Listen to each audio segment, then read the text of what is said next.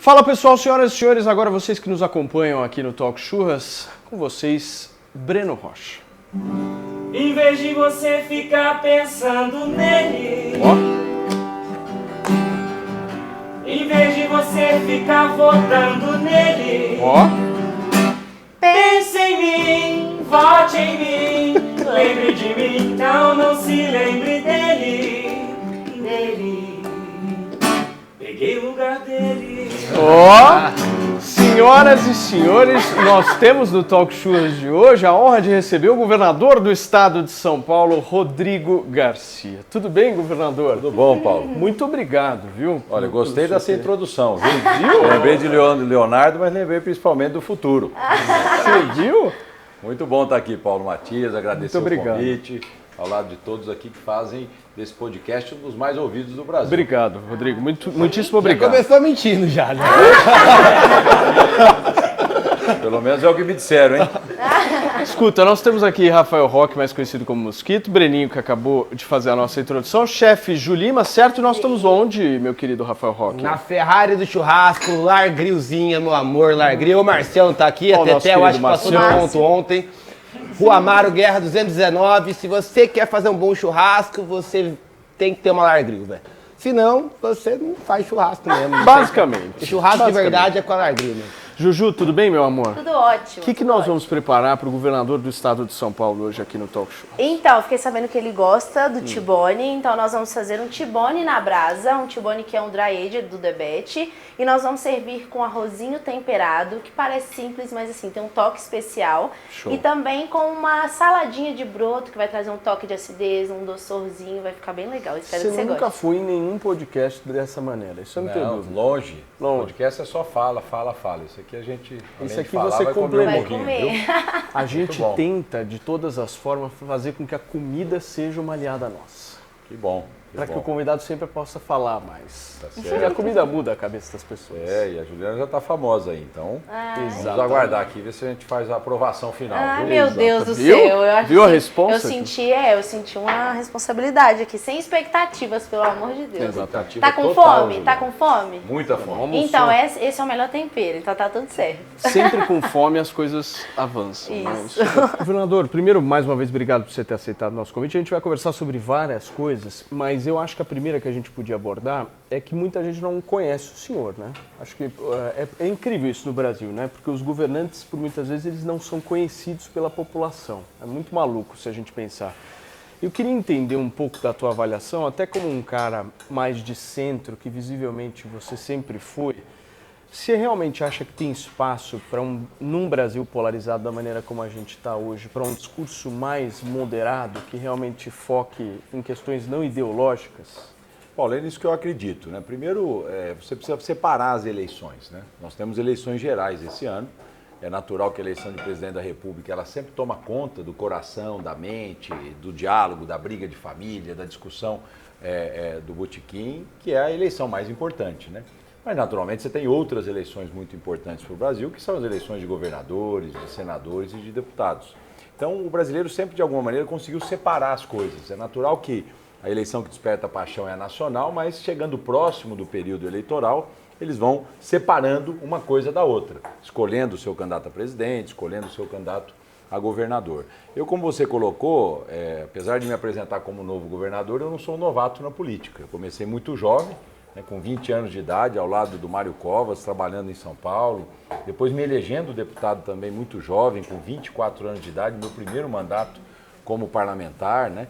E nesses 28 anos de dedicação, eu diria, à vida pública, eu passei por muitos cargos, por muitos desafios e realmente nunca disputei uma eleição majoritária. Então é natural que as pessoas não me conheçam, porque é a campanha majoritária que torna o candidato conhecido. Né? Mas você acha que essas campanhas elas são desgrudadas? São, eu não tenho dúvida. As São. pessoas sabem distinguir a eleição nacional da eleição estadual, naturalmente. Agora, termina assim, não começa assim. Por quê? Porque hoje a discussão é só a eleição nacional. As pessoas estão distantes da eleição de governadores. Se você sair fazer uma pesquisa aí, as pessoas muitas vezes não sabem que tem. Não, eu sei da de presidente, da de governador, eu não sabia que tinha. Então, com o passar do tempo, se aproximando do período eleitoral, eu não tenho dúvida que elas começam a se ligar e a eleição de governador começa para valer mesmo depois do 7 de setembro, que é nos últimos 30 dias, que é onde as pessoas ficam mais atentas à eleição. Agora, governador, é a primeira vez, se eu não me engano, talvez até alguém aqui possa vir me corrigir, até mesmo o senhor, é a primeira vez que o PSDB não tem candidato à presidência da República, né? É a primeira vez. Isso influencia de alguma maneira? Porque sempre nós tivemos Fernando Henrique, tivemos Mário Covas, me lembro da candidatura do Serra, Geraldo Alckmin, enfim, sempre houve um cabeça de chapa que, obviamente, querendo ou não, com os seus desempenhos, de alguma forma levavam junto, né, a história de São Paulo. É porque nós tivemos a tradição, nesses últimos 20 anos, de ter candidatos a presidente de São Paulo.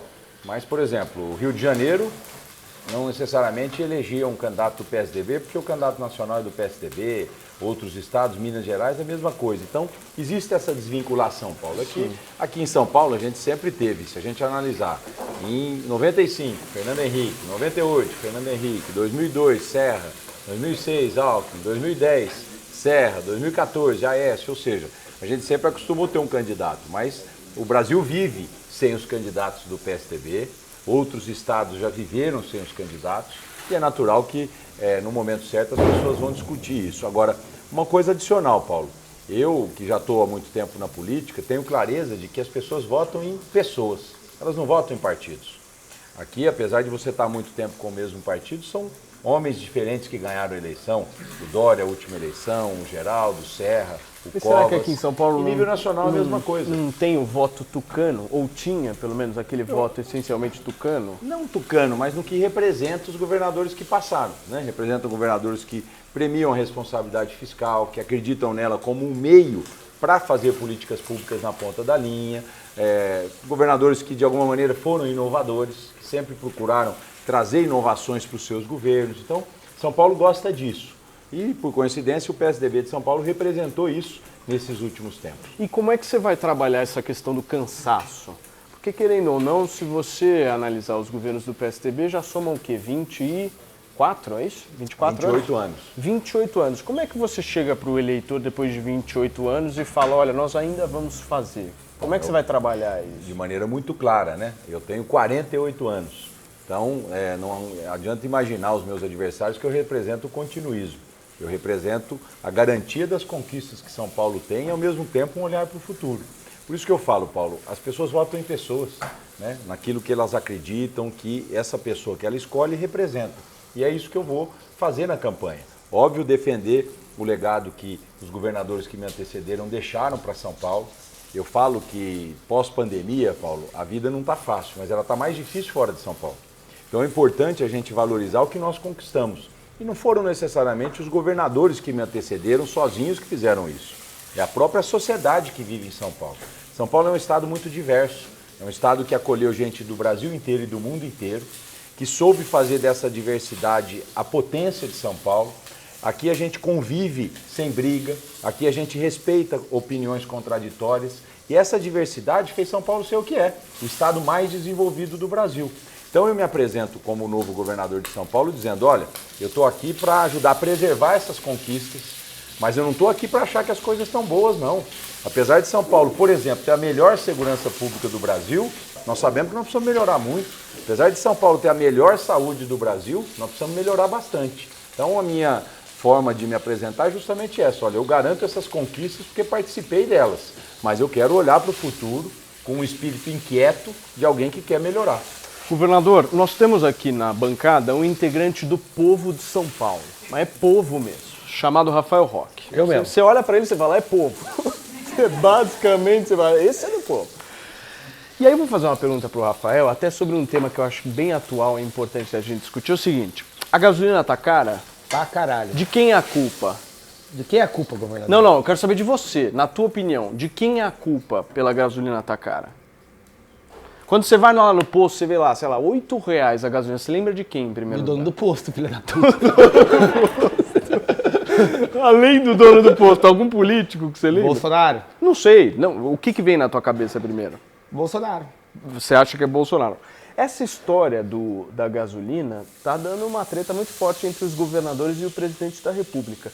Eu queria que você pudesse tentar explicar um pouco para a gente o que realmente acontece. Porque a gente sabe lá, tem uma porcentagem de ICMS no combustível, tem lá a questão da Petrobras, tem vários outros impostos lá embutidos e tal. E aí fica essa história do Bolsonaro falar que são vocês que têm que reduzir e vocês falam que não, mas é o governo que não tem que ainda não fez a sua lição de casa. Como é que a gente equaciona isso? Explica um pouco melhor essa situação dos combustíveis, que eu acho que está pegando geral, né? Essa é uma história que todo mundo está puto da vida, com o perdão da palavra. Né? Olha, eu vou dar um exemplo prático aqui de São Paulo. Desde novembro do ano passado, o ex-governador Dória congelou o ICMS do diesel. Tá. Então, o ICMS do diesel em novembro de 2021 custava 63 centavos. Eu renovei esse congelamento agora em abril, até o final do ano. Hoje o ICMS do diesel custa 63 centavos em São Paulo. Então faz 7 meses que o ICMS é o mesmo valor. O diesel em novembro custava R$ 4,90. Hoje o diesel S10 custa 7. Então eu estou dando um exemplo prático, que o ICMS... 4,90 para 7. Para 7, de novembro a junho. Então eu estou dando um exemplo prático de que não é o ICMS o vilão do preço do combustível. O preço do combustível é composto por valor do barril de petróleo e dólar. E lucro da Petrobras. E aí eu queria chamar a atenção para o lucro da Petrobras. Se a gente comparar a Petrobras com outras petroleiras do mundo, vamos comparar ela com a Shell. Ela é praticamente 1/3 do que é a Shell no mundo. O resultado que a Shell tem na compra e venda de combustíveis, de refinarias no mundo inteiro, dá mais ou menos 5% de lucro. A Shell, portanto, uma das grandes petroleiras do mundo, tem no resultado final 5%. A Petrobras tem no resultado final das suas ações quase 30% de lucro. Isso está certo? E esse dinheiro, o governador, vai para onde? Por exemplo, a Petrobras tem um lucro, Petrobras vai para onde? é metade do governo federal, metade dos acionistas minoritários. Então ela está distribuindo de lucro agora 50 bilhões de lucro do primeiro trimestre. Ou seja, 25 para os acionistas e 25 para o governo. Tem um lucro exagerado aí.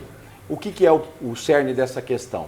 Você tem um monopólio de uma empresa que não é mais pública, ela é privada. Isso está errado. Então você precisa quebrar esse monopólio da Petrobras no Brasil e precisa liberar para que outras petroleiras entrem no Brasil. Agora, como governador de São Paulo, Paulo, eu não estou desatento à questão da inflação. Eu fui em Brasília essa última semana para me colocar à disposição e dizer o seguinte: todo mundo tem que tentar ajudar. A gente pode tentar reduzir mais o ICMS? Vamos tentar. Como é que a gente faz isso não quebrando o Estado ou os Estados? A gente pode, por exemplo, abater da dívida pública, porque os economistas e os fundos do exterior, eles olham o endividamento nacional, eles olham a responsabilidade fiscal, e se você quiser fazer as coisas fora de um ingrediente da responsabilidade fiscal, dólar explode, inflação explode, e tudo que você faz aqui, você perde ali. Então, tirar o ICMS simplesmente dizer que vai resolver o problema da gasolina, não vai. Então, você precisa fazer uma série de ações para que isso aconteça. O que eu propus e o Senado aceitou? Propus que a gente pudesse pegar todo o dinheiro da dívida pública de São Paulo e a gente paga 22 bilhões de juro por ano. A gente pega esse dinheiro e eu coloco como redução de impostos. Se faltar recursos do Estado, eu coloco também recursos do orçamento. Você cria o perdão da dívida. De 2 ou 3 anos, para que a gente possa colocar tudo isso para reduzir o preço do combustível. Isso pode ser feito com responsabilidade fiscal, sem que dólar vá lá para as alturas, para que a gente consiga, na ponta da linha, ter a diminuição do valor do combustível. Nunca, Paulinho, se discutiu preço de combustível com o governador na história. Nunca. Pode olhar todas as matérias de 2018 para trás. Então, essa postura, não era tema de essa governador. postura do Bolsonaro é meio que você brincar de batata quente, é isso? Ele está jogando uma batata na mão de vocês. Está dividido uma responsabilidade, enfim, onde a maior responsável é a Petrobras, quem manda no preço é ela. Agora, tem que fazer tudo com responsabilidade, não adianta a gente também ficar brigando. Eu fui em nome da população de São Paulo e disse, olha, a gente dá uma contribuição. São Paulo está num bom momento fiscal, a soma da perdão da dívida está dando 25 bilhões por ano, nós vamos precisar de 33, 34 bilhões, a gente põe dinheiro do Estado para que juntos, na ponta da linha, se pague um preço menor de diesel e de gasolina. E, aliás, Paulo, vai ter que fiscalizar também posto de gasolina e distribuidor. Porque muitas vezes... Os caras passam do limite mesmo. A gente dá o desconto do imposto e isso fica no bolso e no lucro de alguém. E às vezes a gente coloca gasolina que nem é gasolina, né? Diga-se de passagem, né? Outro problema, é água. Né? É isso aí. Já botou água no seu carro? Deve ter botado, certeza. Certeza absoluta. Tem pergunta, Breninho? Eu vi um post recentíssimo seu falando do pedido no Senado, então já foi aprovado? Foi diferimento? O que foi? O Senado, Bruno, ele fez o seguinte, ele entendeu a proposta e disse o seguinte, olha, se recair mais do que 5% a arrecadação do Estado nesses produtos, o governo vai compensar com o abatimento da dívida pública. Essa é uma forma de você não causar um desequilíbrio fiscal e não ter, por exemplo, o dólar no outro dia subindo. Porque se você tira a receita e não tira a despesa, o dólar explode. Porque as pessoas falam, isso aqui vai explodir. Então não adianta só falar, eu vou reduzir imposto. Primeiro você precisa cortar a despesa. Como a gente não consegue cortar a despesa? Porque nós temos uma estabilidade do funcionalismo público. As despesas são quase todas obrigatórias no poder público. Você fica limitado. Não adianta você querer começar a reforma, enfim, sem fazer um alicerce dessa redução fiscal. Então o Senado aceitou, não é completamente a minha proposta, ele chegou quase perto do que eu gostaria que fosse feito, mas acho que o texto do Senado hoje está muito bom. E se o Senado aprovar esse texto, os governadores devem ir a Brasília na semana que vem para fazer um apelo para a Câmara que aprove esse mesmo texto e os governadores se comprometem a colocar a diferença do dinheiro e também se compromete a fiscalizar se essa redução chega na bomba. Então expandiu a nível nacional? Exatamente, aí é uma lei para todos. 22%. Foi o pedido de São Paulo, né? Exatamente, a nossa proposta, mas pra você ter uma ideia, hoje dos 27 estados do Brasil, 22 têm dívidas. Então a gente resolve o problema de 22 estados. Os outros 5 que sobram, que são estados mais recentes, que ainda não têm dívida pública, você pode compensar, por exemplo, com o lucro da Petrobras. O governo pode receber o lucro da Petrobras e repassar para eles. Tudo com responsabilidade fiscal, respeitando o que eu chamo, Paulinho, o arroz com feijão da pandemia, da economia. Porque se você não sai desse modelo econômico, você vai ter uma explosão nos gastos públicos e a conta chega para os mais pobres através de inflação. Você acha que no ano que vem a gente vai estar numa situação fiscal, pensando no Brasil, delicada? Muito delicada, muito delicada. Óbvio que o Brasil hoje tem uma arrecadação importante. Nós vamos quase que zerar o déficit primário do Brasil esse ano, porque a arrecadação está alta. Por quê? Porque a inflação ajuda a arrecadação de governo. Um copo desse que custava R$2, hoje custa R$3. O ICMS, o IPI é tudo sobre 3. Então você arrecada mais. Só que é uma arrecadação ilusória. Porque quando você vai fazer um serviço público, tudo sobe. Eu vou dar um exemplo prático. O programa de governo de 2019 a 2022, que lá atrás o Dória e eu estabelecemos, custava 64 bilhões de reais. Todas as metas do governo. Quantas estradas a gente faria, investimento em hospitais, investimento em segurança pública. As mesmas coisas que a gente lá atrás orçou em 63 bilhões, 64 bilhões, hoje custam mais de 90 bilhões. Então você gasta muito mais dinheiro para fazer a mesma coisa, que é o que está acontecendo na vida de todo mundo. O governador, o senhor falou de Dória, onde é que o senhor acha que ele errou? Que ele tinha uma candidatura, ele tinha uma ambição, ele queria realmente ser candidato à presidência da República, ele veio a desistir nitidamente contra a vontade dele, não era uma vontade dele ali. Onde é que o senhor acha que ele errou, que ele poderia ter feito diferente? Olha, é difícil a gente avaliar isso, né? Mas eu falo uma das decisões que foram tomadas aqui em São Paulo, né? O João foi muito criticado, por exemplo, pelas quarentenas. Hoje se mostrou que estavam certas as quarentenas, o estado que recuperou mais rápido foi São Paulo. As pessoas criticaram muito, talvez, pela briga dele com o Bolsonaro. Eu acho que começou um pouco aí, né? Você acha que ele exagerou nisso, nessa briga? É difícil o que as pessoas interpretam, mas você não consegue tirar de ninguém, né, erros administrativos. Ninguém fala, o Dória foi um mau governador. As pessoas reconhecem que o Estado fez um bom trabalho, entregou políticas públicas, né? É muito mais uma rejeição da forma, às vezes, de comunicação do que o que ele fez. Você sabe, você faz pesquisa, as pessoas falam, o Dória é honesto, o Dória é trabalhador, o Dória fez um bom governo, o Dória é um cara inteligente, né? Mas eu não gosto dele. Tem muito disso, né? Eu tenho certeza que a rejeição que ele tem, que é injusta, na minha opinião, Paulinho, ela vai ser diluída ao longo do tempo e ele será cada vez mais reconhecido como alguém que saiu da iniciativa privada, veio para o poder público, se doou, você trabalhou com ele, o Dória nem salário recebia, se doou para o poder público e agora volta para a iniciativa privada. Mas eu não tenho dúvida que as pessoas vão lembrar dele como um bom governador e um bom prefeito. Como é que o Rodrigo Garcia se define politicamente?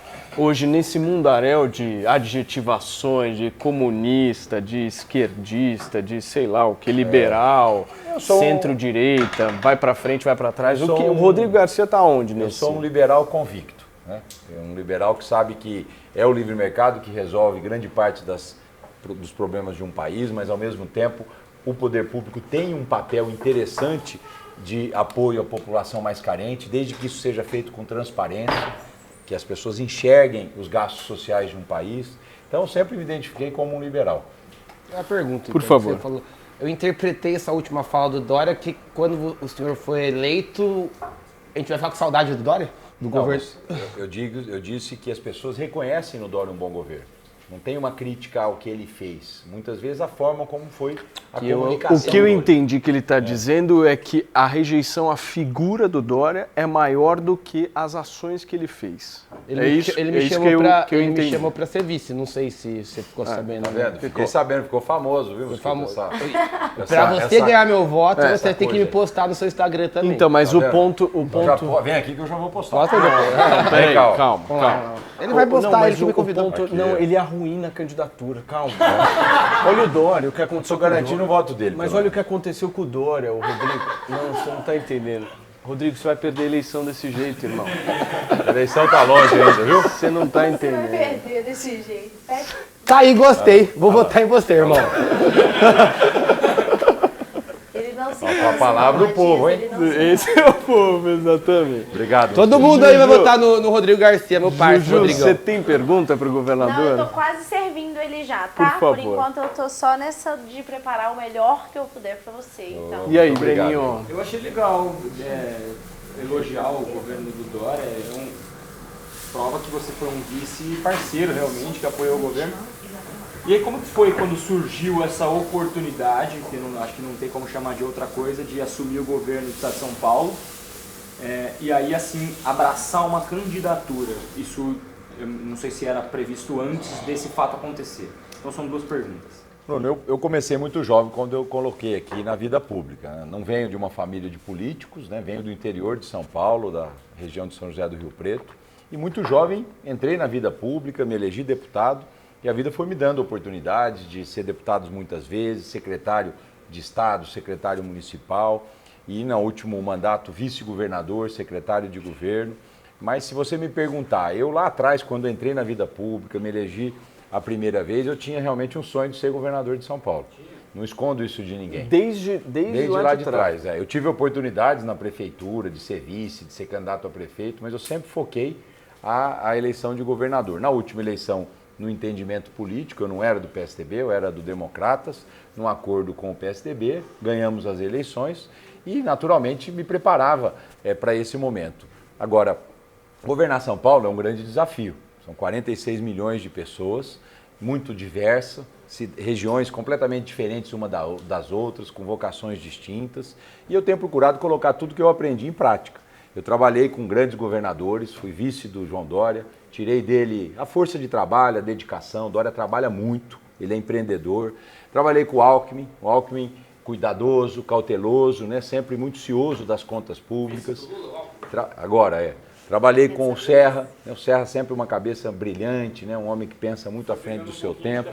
Comecei com o Covas, né? Que foi um grande professor, um homem determinado, né?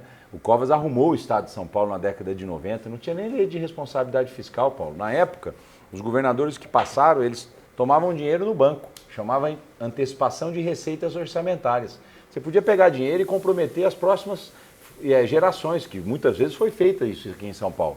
Então, quando você procura tirar o que há de melhor de cada um, eu não tenho dúvida que você se torna um ser humano melhor, né? Em vez de ficar olhando para os defeitos, olha para as qualidades. Todo mundo que passa na tua vida pode te impactar positivamente de alguma forma. E muitas vezes as pessoas mais simples te mostram determinadas coisas que você não enxergava. Então eu sempre procurei ter esse perfil na minha vida, tirar o que há de melhor de quem passou nela e procurar agora com cuidado, cuidar de São Paulo. Ô governador, eu não sei se já te falaram isso, mas obviamente que as pessoas elas são diferentes umas das outras, mas o senhor lembra muito, no tom de voz, na maneira como fala, como gesticula, o Geraldo Alckmin, que ficou 16 anos, 14? Muito tempo. Quem mais governou São Paulo, né? Você acha que desses governadores que passaram, o senhor tem mais identidade com ele? Não, todos contribuem de alguma maneira. Eu fiquei 8 anos secretário dele, né? Fiquei 4 anos secretário do Dória, enfim. Mas, independente disso, né? Porque talvez eu seja do interior, caipira, o Geraldo era de Pindamonhangaba, né? O Serra, interior, aqui da capital, o Dória da capital, o Covas aqui de Santos, né? Então, eu sou realmente um pouco mais caipira do que alguns outros. Casei com a minha primeira namorada, viu, Paulinho? Ah, é? A Luciana. A gente com quantos anos? Nós casamos com 21 anos de idade. Caramba. Você só isso teve aí. a ela de namorada? A única É. namorada? Antes disso, uma namoradinha ou Um outra. servicinho mas- sem nota situação, lá né? também, né? Mas enfim. Um servicinho farinha lá. E a Lu é uma grande companheira de vida, né? Porque a gente estudou juntos, né? Enfim, casamos muito jovem. E quantos tivemos anos de filhos casamento, muito governador? novos, 27 anos. Caramba. E 27 quantos anos. filhos? 3 filhos. A Valentina, de 25, a Isabela, de 22 e o João Pedro, JP, de 13, né? Então, temos aí 3 filhos. E a Lu é uma companheira de vida para mim. Muito legal. Eu tenho uma pergunta. Fala, Ju. O que você achou dessa junção do Alckmin com o ex-presidente Luiz? Ju, não concordo, né? Eu acho que o Geraldo tinha que ter ficado no PSDB, enfim, ficado no nosso campo político, mas uma decisão que ele tomou, enfim, eu não vou perder o respeito que eu tenho por ele, mas não concordo com o que ele fez. Não faria. Você vai votar no seu acredito amigo Alckmin ou não? Hã? Você vai Não, votar? vou votar na terceira via. Quem é? A Simone Tebet agora, apoiada Pô, pelo mas PSDB. tá fraco, hein, Rodrigo? Cá entre nós, tá bem fraco esse negócio. Não tá, Eu e o não? Dória tava bem melhor que ela, na verdade. Muito bem, Juju, e aí? Como é que tá essa carne aí? Você gosta de mais mal Pois passado? é, eu quero saber Ao isso. ponto mesmo, mas tá ponto. Ao bonito, hein? ponto, então vamos voltar ela um pouquinho. É, né? Porque essa tá o quê? Ponto Esse é ponto menos? bleu, né? Ponto bleu. Ah, o seu ponto O ponto mal maravilhoso. passado. Não tem problema não, vai ficar perfeito Olha. ao ponto também. Governador, deixa eu te perguntar, até pensando nessa eleição de 2022, 2013, acho que foi 2013, começaram as manifestações muito fortes no Brasil e uma certa politização das pessoas, né? Então a gente tem aí, em quase uma década, um avanço da sociedade no que se refere a essa questão política. As pessoas passaram a se interessar mais, a discutir mais, as mesas de bar, as rodas começaram a justamente ter esses temas, o que no passado eu senti uma apatia muito maior das pessoas, né?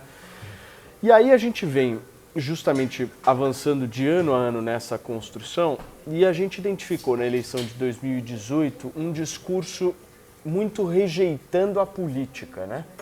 Então, muita gente foi eleita, inclusive, com altos índices de votação, dizendo que olha, nós temos que fazer uma faxina e nós temos que tirar todo mundo que está lá e dar oportunidade para quem nunca teve. E aí a gente vê inúmeros casos de cassações, de rede social somente gente lacrando, aquela coisa toda que a gente já está meio que acostumado a ver. Quando o senhor foi lançado, na realidade quando o senhor foi lançado não, mas quando o Dória se despediu do governo, chamou muito a atenção de todos a quantidade de prefeitos que havia ali, né? E essa força dos prefeitos e tal, dessa máquina de alguma forma, fez a diferença em várias eleições. O senhor acha que essa eleição de 2022, qual que vai ser o discurso majoritário? O que as pessoas vão pedir em 2022? 2018 realmente teve essa coisa do novidade, vamos lá, botar gente nova e tal. 2022, o que as pessoas querem? Olha, acho que elas querem segurança, que quem for escolhido tem capacidade de transformar projetos, sonhos em realidade. Porque muitas vezes, Paulo, o discurso da campanha é um e o discurso na prática e na ação de governo é outro. Se você olhar as eleições de prefeito, que foram as últimas em 2020, a política voltou um pouco para o seu devido lugar. Né? As pessoas começaram a escolher aqueles que tinham mais experiência, porque governar um país ou um estado não é algo para amador. Né? O Brasil é muito complexo, o estado de São Paulo é muito complexo, você precisa ter experiência, você precisa saber dialogar com o executivo, com o legislativo, com o judiciário, poder controlar essa máquina pública para que ela consiga remar para os principais projetos que você tem, você precisa dialogar com o judiciário, não adianta ficar brigando, você precisa convencer o legislativo nos seus projetos, então governar é a arte de poder manter os poderes independentes, mas harmônicos. Não adianta sair falando bobagem, criando confusão, porque a conta vem. Então, eu acho que essa eleição as pessoas estão procurando estabilidade. Você acha que as pessoas procurando aprenderam experiência. isso? Eu acredito. Há uma Acredito. maturidade do eleitor nesse sentido? Acredito que sim. Tanto é que você não está vendo nenhum outsider aí da política despontando. Não, todos os outsiders saíram praticamente. Você está vendo a pessoa procurando pessoas mais experientes hoje.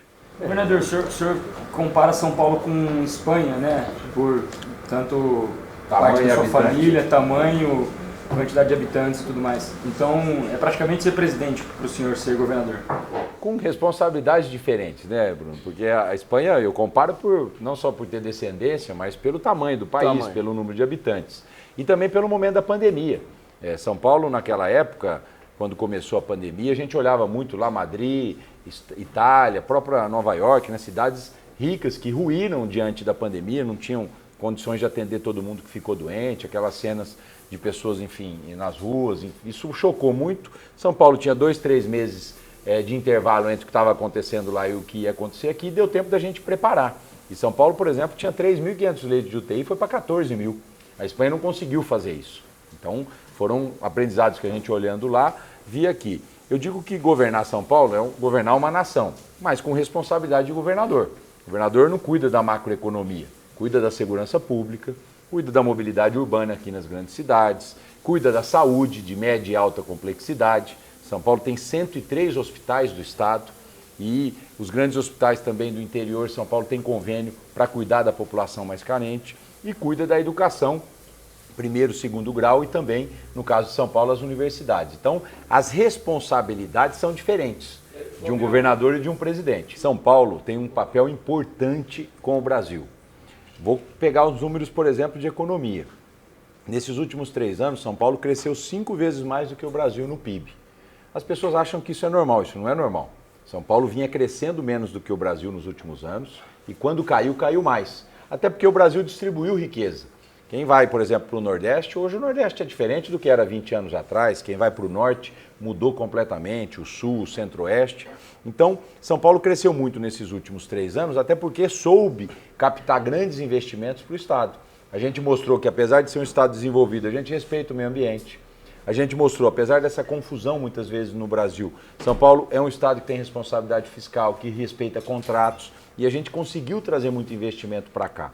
Se a gente estivesse fora do Brasil, o Brasil tinha despencado nesses últimos 3 anos. Nós somos praticamente responsáveis por 40% da arrecadação federal tirada aqui da população de São Paulo. Então, se São Paulo vai bem, o Brasil vai bem também. Se São Paulo vai mal, o Brasil vai mal. Governador, a pesquisa para governo do estado de São Paulo está da seguinte maneira: a Haddad na frente com seus 28, 29, aí dependendo da pesquisa. Aí nós temos o Tarcísio com os 17%. O senhor subiu recentemente me corrija se eu estiver errado, de 7 para 14, é isso?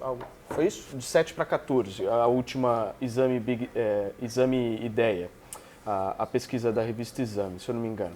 O senhor subiu para 14, aí nós temos os outros candidatos. Então nós temos o Haddad do PT, temos o Tarcísio representando o bolsonarismo e o senhor. Representando o paulista raiz. Exatamente.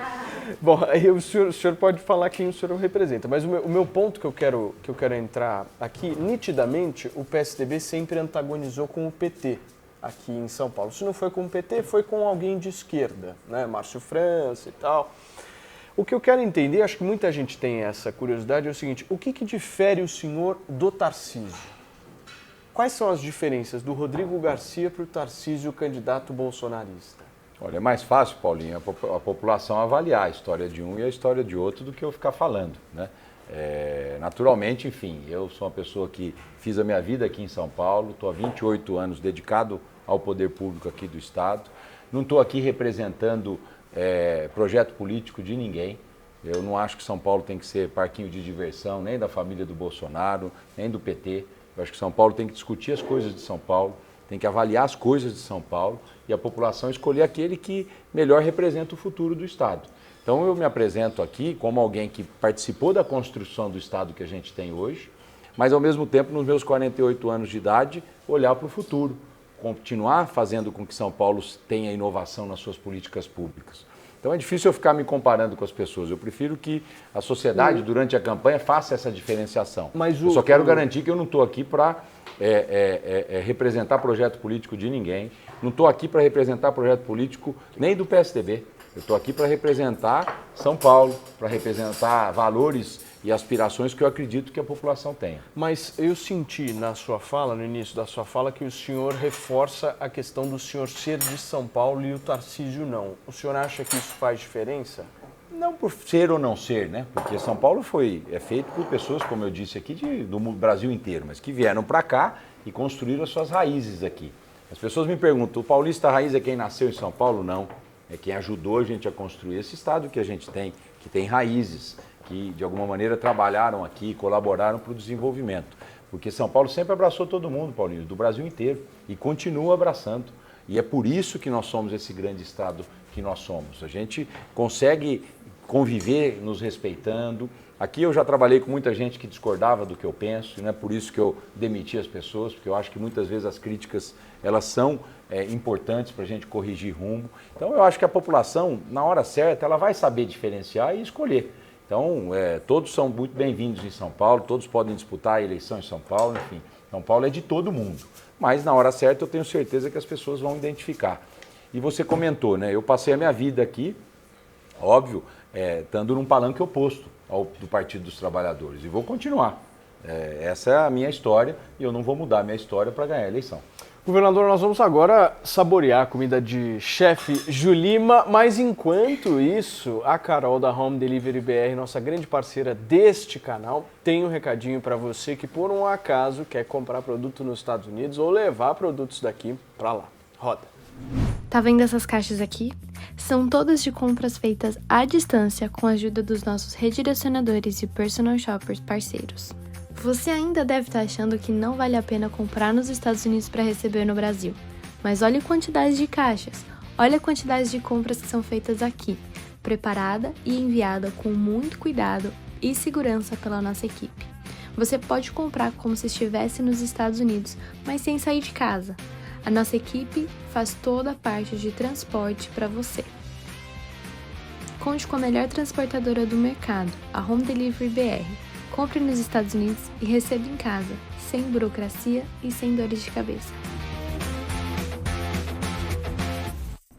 Mosquitão, por favor. O PSDB tá rachado, velho? Eu vi que você não falou com um tom tão legal, né? O PSDB sempre foi um partido que teve muita bicada interna, né?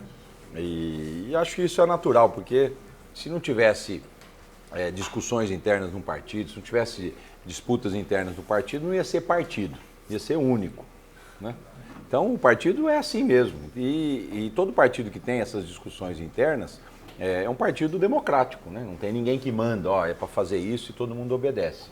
Então acho natural a questão do PSDB ter muita divisão interna. Semana que passou se tomou a decisão de apoiar a candidatura da senadora Simone Tebet. No final teve muita briga, mas saiu quase que por consenso, acho que 30 votos a 1, enfim. Eu não sou da Executiva Nacional. Aliás, Paulinho, estou adorando não participar de direção partidária mais. Porque durante a minha vida eu sempre fui dirigente partidário nos mandatos que eu exerci. Hoje eu não exerço mais essa direção partidária. Eu foco na questão do governo de São Paulo. O governador, falando do governo de São Paulo, vamos falar um pouquinho de segurança pública, porque isso aí tá pegando, né? Vocês não acham? Tá pegando e pegando forte. Eu vi recentemente que o senhor, junto com o presidente da Assembleia, assinaram lá um encaminhamento para a Assembleia discutir de uma proposta que eu queria entender um pouco melhor, que é a criação de uma polícia penal. O que seria isso, efetivamente? Explica um pouco para a gente. A segurança pública, Paulo, ela tem vários instrumentos. A gente enxerga a polícia militar, a polícia civil, a polícia científica, mas você tem um outro conjunto da segurança pública, que é a administração penitenciária, que tem tudo a ver uma coisa com a outra. Então, por exemplo, hoje São Paulo pega policial que deveria estar protegendo a população e coloca para escoltar preso nessas audiências, que hoje são menores do que antes da pandemia, mas ainda existem um pouco, mas para escoltar preso, por exemplo, para ir no médico, enfim, para fazer uma série de coisas. Então você está tirando o policial de fazer policiamento para escoltar preso. Então o que eu fiz? Eu peguei, contratei mais gente na administração penitenciária, coloquei, por exemplo, 1.593 agentes de escolta. Até outubro não tem mais policial escoltando preso. O policial vai fazer policiamento e os agentes de escolta vão fazer a escolta dos presos. E criei a Polícia Penal para que eles tenham uma carreira própria lá na administração penitenciária, e aí São Paulo vai ficar completo do ponto de vista do Sistema Único de Segurança Pública, o SUSP. Faltava esse pedaço do SUSP aqui em São Paulo. Então nós criamos a Polícia Penal, mandei uma PEC para a Assembleia essa semana.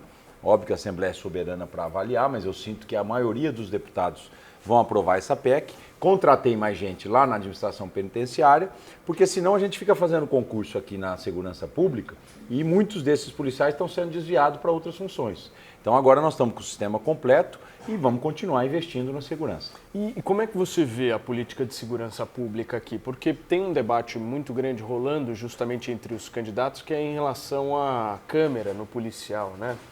O Tarcísio diz que prefere confiar no policial, o governo de São Paulo efetua essa política. O que realmente é uma política de segurança pública que possa vir avançar? Essa questão das câmeras você defende?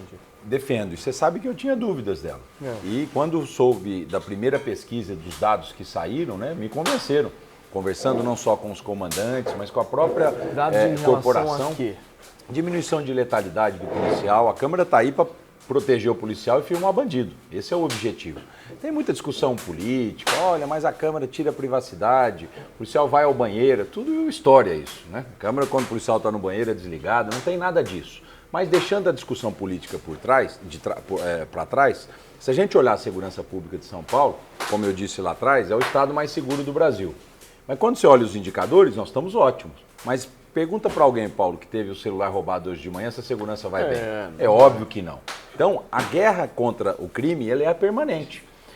Os indicadores servem para a gente, enfim, estimular a tropa de que nós estamos indo no caminho certo, mas o governador não está acomodado com eles. Eu estou focado todos os dias. Tanto é que a primeira atitude foi mudar os comandos das polícias de São Paulo no sentido de renovação. Peguei policiais das ruas, como, por exemplo, o comandante Ronaldo, que era da Rota, do Choque, hoje é o comandante geral, como o delegado Nico, que é também um delegado de rua para a Delegacia Geral, respeitando o trabalho dos ex-comandantes, todos estão colaborando conosco, mas passando para a tropa uma expectativa de renovação.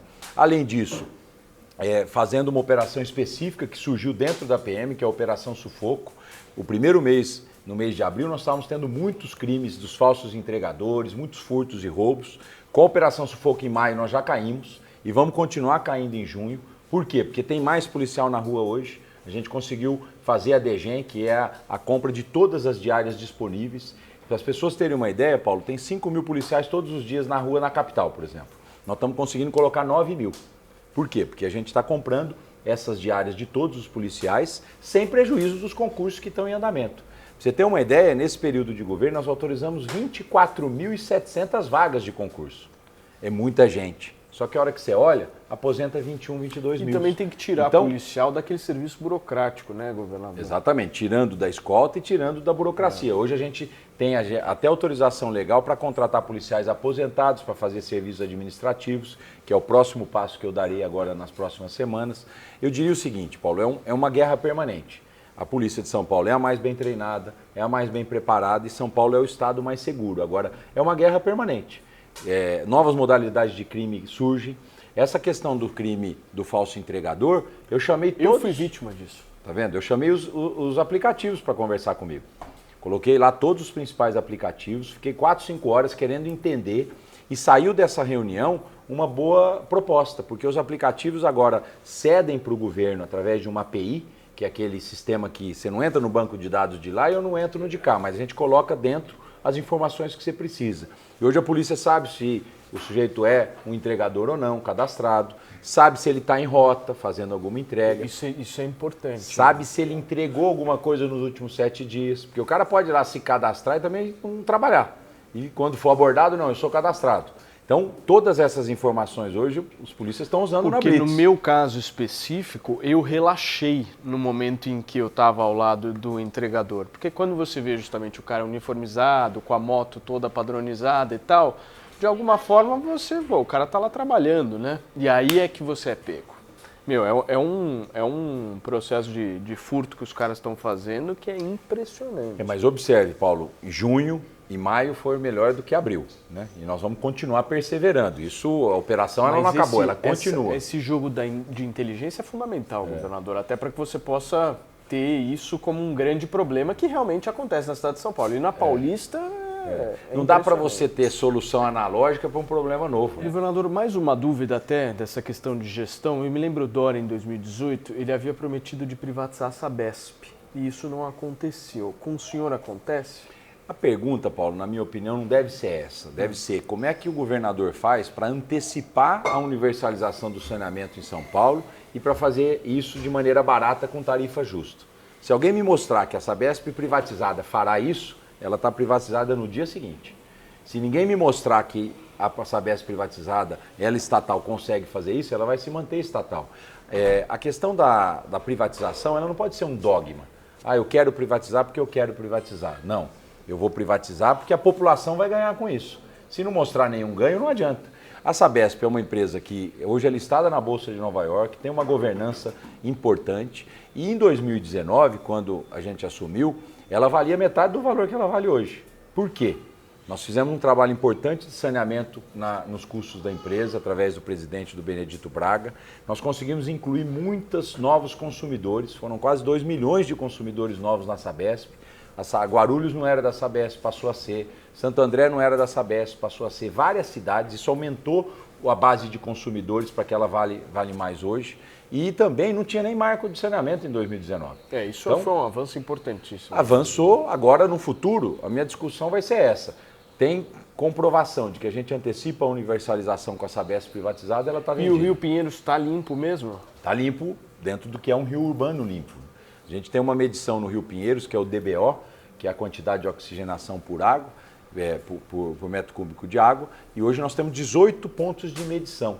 Todos eles estão abaixo do que a gente chama dos 30 DBOs. Então o Rio Pinheiros é um rio urbano limpo, graças às quase 600 mil ligações de esgoto que foram feitas nesses 3 anos. Você vê, Paulo, quando a gente pensou lá atrás no Rio Pinheiros, eram identificadas 400 mil ligações.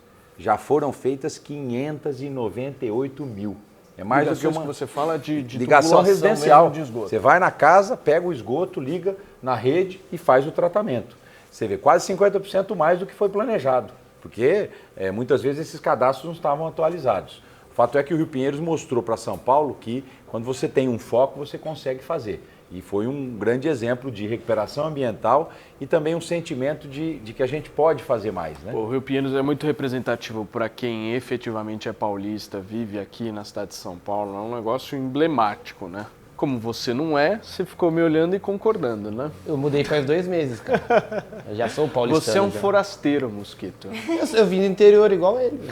De Santos, você veio, Mosquito? Eu nasci em Santos, daí morava em Campinas. Opa, E daí meu próximo, vou ser governador também. tá certo. Ô, governador, para a gente caminhar para o Vai nosso sonhar, encerramento, o que é ser paulista raiz? Ser paulista raiz, primeiro é ter raízes no nosso estado, né? E representar valores que a gente defende aqui em São Paulo, Paulo.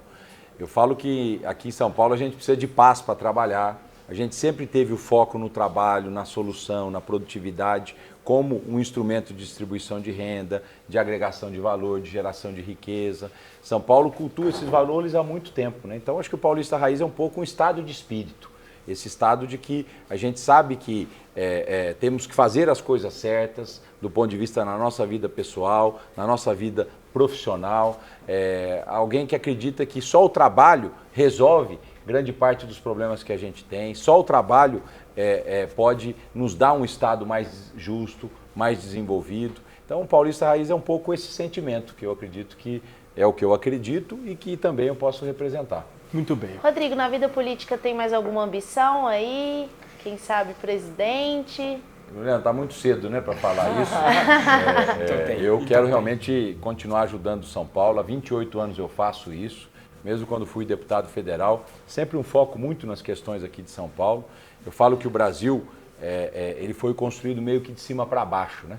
E esse país não vai dar certo. Nós precisamos construir esse país de baixo para cima. Eu lembro, por exemplo, primeira vez que eu li a Constituição brasileira, né, depois de 1988, eu tinha 14 anos na época, e quando você olha a Constituição do Brasil, ela é uma Constituição com muito direito, poucos deveres, né? Ela é uma Constituição que não premiou a produtividade, poucas vezes você vê essa palavra dentro da Constituição, o economista Roberto Campos falava muito disso, né? Mas se você olhar a Constituição, ela estabeleceu lá um pacto federativo, onde estados, municípios e União devem trabalhar juntos. Eles têm serviços e demandas e obrigações específicas e, ao mesmo tempo, eles têm impostos para se financiar, para cuidar daquilo. E aí, olhando o Pacto Federativo, eu até pedi para o nosso novo secretário da Fazenda, o Felipe Salto, que é um jovem economista, fazer as contas do que o Pacto Federativo significou nos impostos de São Paulo. O ano passado, São Paulo mandou para Brasília quase 722 bilhões de reais. Eu fiz até uma postagem minha, Paulinho, falando que, olha, São Paulo mandou 750 bi. Ah, Rodrigo, acho que não é tudo isso. Eu falei, ah, tá certo, não era tudo isso, era 722. Esse é o número correto. E veio para cá pouco mais de 47 bilhões. Esse dinheiro todo que a gente manda para Brasília é para ajudar o Brasil, ajudar os outros estados brasileiros. Mas nós temos muitas carências aqui em São Paulo. Então não é justo a gente financiar muitos privilégios fora do Brasil enquanto a gente tem dificuldades e desigualdades aqui. Semana retrasada, eu estava no Vale do Paraíba. A Caoa Sherry, que é uma montadora, está fechando a fábrica lá para fazer uma fábrica nova de elétricos e está mandando a produção lá para Goiás. Aí nós procuramos a Caoa, por que isso? Olha, nós temos uma estratégia industrial, vamos fabricar só veículo elétrico a partir de 2025. Mas Goiás dá um incentivo para nós. A hora que eu fui ver, o incentivo não é do Estado, é do governo federal. Então, o dinheiro que a gente manda para lá está pagando incentivo no Brasil inteiro. O dinheiro que a gente manda para lá está pagando a elite do funcionalismo público. Olha o que está acontecendo, por exemplo, com as Forças Armadas. Todo mundo ganhando acima do teto. Isso já foi o objeto de matéria. Então, todo esse dinheiro é São Paulo que está financiando com o seu trabalho. Então, eu não estou dizendo aqui que eu sou contra o Pacto Federativo, por exemplo, mas deixa um pouco mais de dinheiro aqui em São Paulo para a gente resolver os nossos problemas. Existem hipóteses de fiscalização e arrecadação que permitem uma porcentagem maior de retorno para o Estado ou para o município, se o imposto for municipal, que garante o retorno ou até a integralização do imposto para o próprio Estado ou município. Exatamente. Então, então tem vamos que ter lá. o trabalho para que ele fique mais, constitucionalmente falando. Constitucionalmente tem o Pacto Federativo, nós temos que mandar. Né? Aí se a gente analisar, quanto que São Paulo arrecadou ano passado dos impostos estaduais? Federal. O estadual aqui, 200. Os municipais, 130. Então, do bolo da arrecadação desse imposto que o Brasil paga, que é muito alta a carga tributária brasileira, nós devemos estar batendo agora nos seus últimos números, 37%, 38% do PIB, é muito dinheiro. Nós cobramos como se fôssemos país de primeiro mundo e entregamos um serviço de país subdesenvolvido. 60% fica em Brasília, 25% com os estados e 15% com os municípios. Então, esse Estado brasileiro, de cima para baixo, na minha opinião, não dá certo. Nós precisamos cada vez mais municipalizar os serviços, as responsabilidades, regionalizar a qualidade de vida. As pessoas vivem na sua região. Por isso que nós estamos fazendo grandes investimentos, Paulo, nas regiões do Estado, porque existe um sentimento de pertencimento. Eu sou aqui da região da Baixada, eu vivo aqui, eu preciso ter tudo aqui. Óbvio que quando eu for passear, vou viajar, eu vou para outro lugar, mas a minha região deve suprir todas as demandas de um serviço público e de lazer e turismo. Ou seja, tem muita coisa para reformar no Brasil. E talvez o Pacto Federativo seja uma das razões hoje da injustiça nacional. O governador, se a gente analisar, para caminhar inclusive para o nosso fim, ao longo dos anos, o PSDB ele perdeu um pouco de espaço a nível nacional, um pouco não, bastante nível de espaço nacional, até pelo fato de não ter uma candidatura, para um bolsonarismo que ocupou o seu espaço mais à direita, com um discurso firme e até, obviamente, radicalizado em relação ao PT. Como é que o Rodrigo Garcia vai se portar nessa eleição em relação ao PT? A gente pode dizer que você é um antipetista convicto? Olha, pode dizer que eu sempre combati o PT aqui em São Paulo, né? Porque alguns candidatos do PT sempre tiveram, do PSDB, perdão, tiveram recentemente falas que levam à dúvida do eleitor em relação a isso, né? E querendo ou não, o PSDB aqui em São Paulo sempre combateu o PT, né? Então é uma coisa que o eleitorado de classe média, principalmente, nunca compreendeu essa posição dos tucanos. Eu quero dizer, Paulo, que seja quem for o presidente da República o ano que vem, se eu estiver como governador de São Paulo, eu quero sentar para conversar, para defender o Estado, para dialogar, porque é dessa forma que deve se comportar os políticos. Essa briga política levada para a administração, quem paga a conta é o povo. Então eu preciso dialogar como eu tenho feito. Eu não tenho nenhum problema de dialogar com o presidente da República, com o Congresso Nacional, porque eu faço isso em nome da população de São Paulo. Então, seja concordando comigo ou discordando de mim, a obrigação do gestor é estar sentando e buscando solução para os problemas reais. Eu não entrei na política para ficar mudando a ideologia das pessoas. Eu entrei para tentar dar a minha contribuição, procurar solucionar o problema real das pessoas. Porque não é a esquerda ou a direita que soluciona um problema real. São decisões concretas, objetivas e pragmáticas que o gestor tem que tomar na hora para que a gente consiga uma solução. Agora, a minha história é essa. Eu sempre fui alguém mais liberal, sempre fui alguém distante da questão do que o Partido dos Trabalhadores representa para São Paulo e para o Brasil, e vou continuar assim. Por isso, vou trabalhar muito para a pré-candidata desse momento que a gente apoia, que é a senadora Simone Tebet. O meu palanque está aberto, tem gente no meu palanque que apoia o Bolsonaro, tem gente no meu palanque que apoia o Luciano Bivar, tem gente no meu palanque que apoia o Lula. Então eu não vou inibir dos partidos que escolheram a minha candidatura de apoiar os seus candidatos. Agora, eu vou trabalhar para que a gente crie uma alternativa para o Brasil. Muito bem. Vice e Senado já definidos ou ainda não? Eu fui vice da última e sei que essas decisões é sempre nos 45 do segundo tempo. E o Reiniosi Cuqui é um bom nome. Bom nome, um cara não. bem preparado. Professor Roque. Professor Roque. É, isso aí. Exatamente. O Rony é um grande deputado. Ele quer sair ao sabe Senado. que o Reni... Veio aqui com a gente. Professor Roque?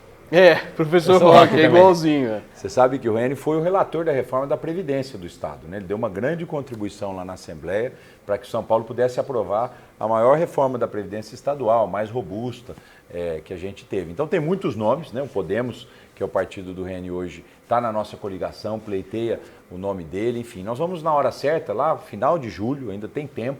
Parece que está chegando, mas na política 40, 50 dias é uma Isso é eternidade. tempo. Né? Tudo Então, pode mudar. Tudo pode mudar até o momento da decisão final. Muito bem. Gente, finalizamos, certo? É verdade. O governador tem uma lembrancinha de uma grande amiga nossa, que é a Home Delivery BR, nossa patrocinadora aqui. Obrigado.